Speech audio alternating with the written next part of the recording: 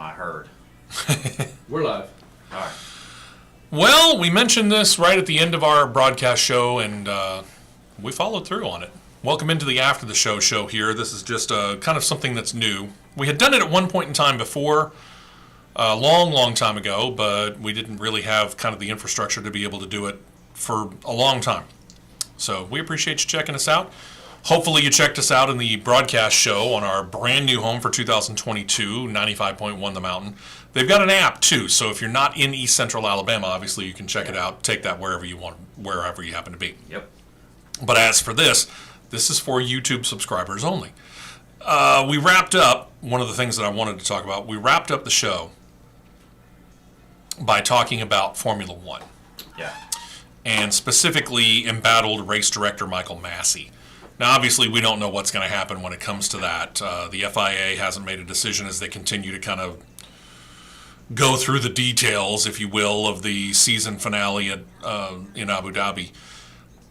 Nobody knows what's going to happen there. Truth be told, nobody really knows what's going to happen there. What we do know is this. 2022, Formula One has 2 races here in the United States. Not just the one, but 2. Obviously, we got Circuit of the Americas. That's coming back, which is great. It's a fantastic facility. I want to go there. I want to see it. And we talked a lot about them over the last couple of weeks.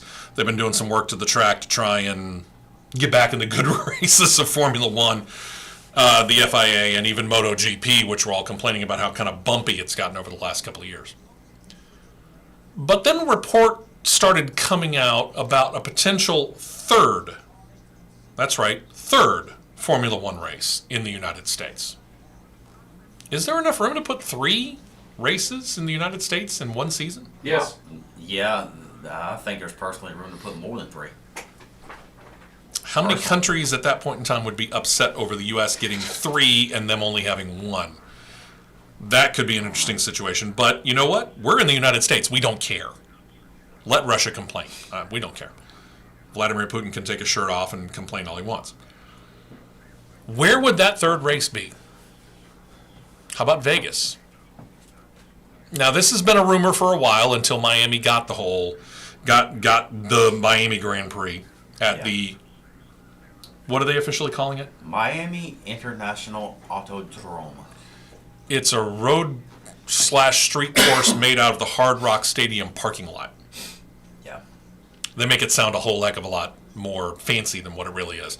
Yeah. But that being said, we're going to try, because apparently there's some slight connections that Matt has that might be able to get us a chance to have a chat with him live on the air at some point in time as we get closer to the Miami Grand Prix. But that being said, where would they race in Vegas? No, they're not going to the Las Vegas Motor Speedway. That's NASCAR territory.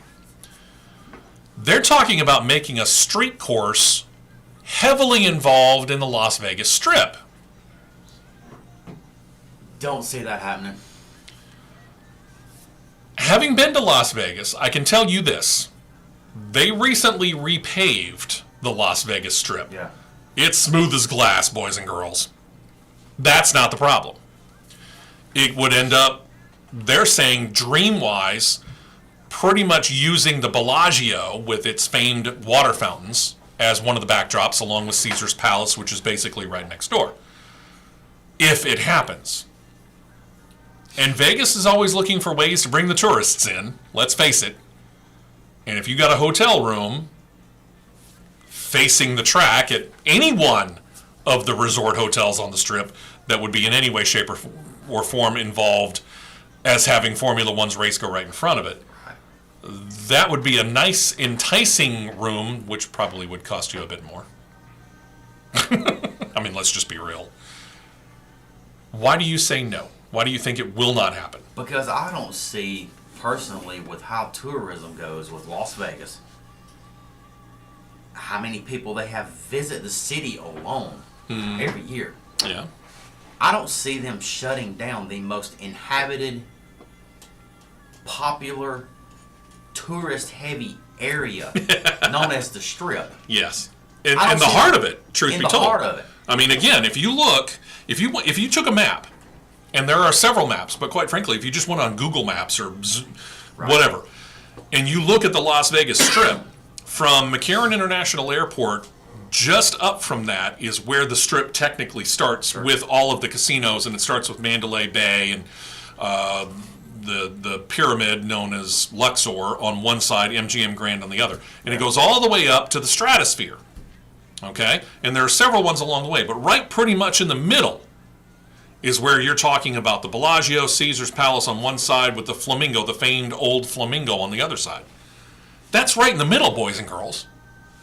And when it comes to, and we've seen this and heard about this on numerous occasions, when it comes to setting up to run a street course race, they have to put up and have approved barriers. Sure. That, number one, obviously makes the drivers a little bit safer if they happen to get into a wreck, but number two, it kind of saves the fans, because if something really, really goes wrong, they don't fly up into the stands and take out a whole section worth of grandstands. See Nashville. Exactly. Nashville took what? The better part of a month to set up the first IndyCar race? At least. That means you got to shut down the strip in front of the Bellagio, Caesar's Palace, and the Flamingo for the better part of a month? Don't see it happening. Now, there are plenty of ways to get in and around Las Vegas that don't include going up and down the strip. I'll grant them that. Yeah. But at the same point in time, you're taking away a massive part of the attraction of Las Vegas. Yeah. They state that, one website in particular states that talks are in final steps and maybe they'll have an announcement come, I don't know, maybe the summer break. For those of you that are new to Formula One, their summer break pretty much means that they take the entire month of August off. Can we do that? No, we can't. I don't know. I don't know whether this is going to happen. And quite frankly, it's only one site right now that's reporting it. I find it interesting. I don't know how much credibility that there is to it because, again, I know that Liberty Media wants a bigger U.S. presence. I know that the drivers like being here in the United States. We seem to be, as a motorsports market, the United States as a whole, embracing Formula One. Sure. I think we could handle easily 3 Formula One races. You consider the fact that they're pretty much in 3 separate parts of the country. It's not like we're trying to run one in Miami and then we're going to run one in Alabama and then run one in Texas. They're all fairly close together. We're talking Miami, Austin, Texas, where Circuit of the Americas is, and out in Las Vegas. Plus you'll get international travel, obviously. That's not the problem. I think the infrastructure's there. I think we could handle 3 Formula One races here in the United States. I just don't know whether that's the right move right now, as a big picture sort of thing. And I think in a lot of ways he's right. Yeah. Las Vegas, they're gonna want something here for shutting down the big moneymaker that is the Strip in Las Vegas. Absolutely, they would. That's a huge, huge concession on their part. It would be a massive undertaking as well. It would be. Huge. Now, whether or not this comes to fruition or not, it's something we'll be keeping an eye on here. As for this weekend, Rolex 24 Hours of Daytona. Oh, we got about 2-ish hours, and she'll be rolling. How much of that do you plan on trying to watch? You going to try and get in a little bit here and there, or? I will probably, what I found myself doing a lot over the last couple of years is watching the night stints. Yep. The night stints are really interesting to partake in, I'll say that. Yeah. But, and I do have full intention within the next couple of years. I've been saying for a few years that I'm going to do it. I just hadn't gotten around to it. But I'm going to go, and I am going to attempt all 24 hours. Ooh.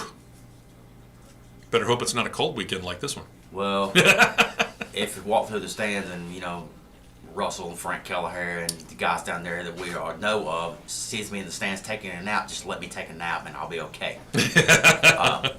But it's, with it being colder this year than it has been in the past, Yeah. I'm interested to see. Yeah. Colder means a little bit more power. Like these cars needed more power. Yeah, especially the LMP division cars. And the Daytona prototypes. These things Yeah. are wicked fast. It's going to be an entertaining race. If you get the chance to check any part of it out, obviously you got, even if you just watch the last few laps on NBC tomorrow, right about noontime. I've seen 2 Daytona prototype races in the past at Barber. why they took those cars out of Barber is beyond me. I don't know either. I fell in love with those Fantastic racing. Hopefully they'll come back to Yeah. Barber at some point in cars. time. I hope it does. Barber Motorsports Park, speaking of which, looking to have another pretty good year. Obviously, IndyCar coming back into town.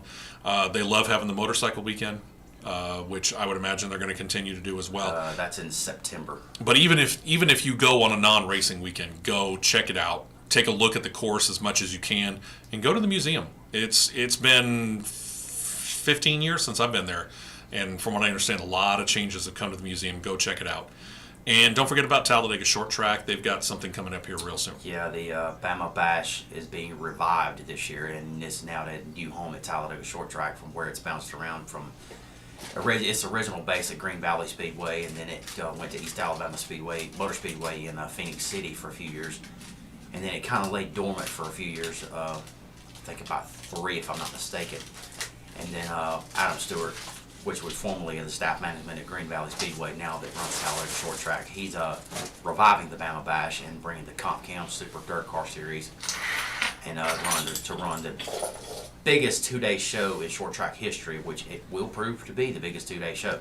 And then you might not have heard of this, but next weekend, Sonoya Raceway over in Georgia, just across the state line, they got something interesting coming to town. Yeah, Sir Anthony Stewart, better known as Tony. You might have heard of him. I was used to calling it the Ollie's Bargain Outlet All-Star Circuit Champions, but it's now known as the FlowRacing.com All-Star Circuit of Champions after they get through with their Florida Speed Weeks. Actually, no. This is the first weekend of the season that they're doing on their way to Speed Weeks. There you go. They're going to run at Sonoya Raceway for 2 days next week with the 410 sprint cars. Hello. Not the 360s, the 410s. And Sonoya is a fast little racetrack. We were talking about maybe making a little trek on over there to check out some racing. We'll work out the details this week and find out and let you know next week here on the show. So a lot of things to get to, a lot of things that we're going to be looking back on, and not the least of which is Formula E, that little electric racing car curiosity that's running in Diriyah, Saudi Arabia. So we'll obviously be detailing that if you get the CBS Sports Network, which, as it turns out, I don't. I don't know why. I used to, but I don't anymore. Yeah, it's weird. But, we'll be talking about all that and more. We appreciate you checking us out here. We plan to continue this as something more of a regular thing right here on the Championship Racing Network and doing an After the Show just for you guys right here on our YouTube page. Bonus content! That's Yay! right. Some bonus content, some little bit more long-form conversations. And it's making a comeback. That's right. In the meantime, y'all have a great week. Try and stay warm no matter where you are in this country, but especially if you're anywhere along the east coast of the United States. Enjoy the racing, and we'll talk to you again next week right here on the Championship Racing Network. See ya.